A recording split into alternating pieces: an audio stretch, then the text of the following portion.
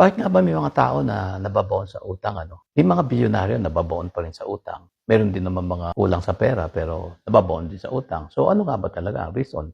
Kung bilyonaryo ka na at nababaon ka pa rin sa utang at hindi ka makabayad, there must be a reason for that, no? Hindi dahil sa dami ng pera lumalabas, no?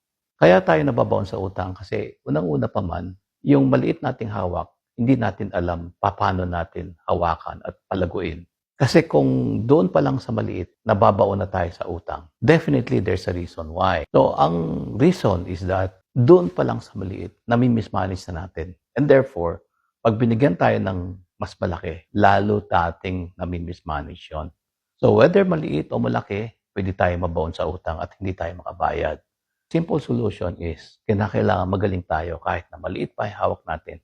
Magaling tayo mag-save, mag-budget, mag-invest, humanap ng negosyong mapapalaki natin, patuloy ang ating pag-aaral, at iwasan natin yung pag-utang na hindi naman natin kayang hawakan.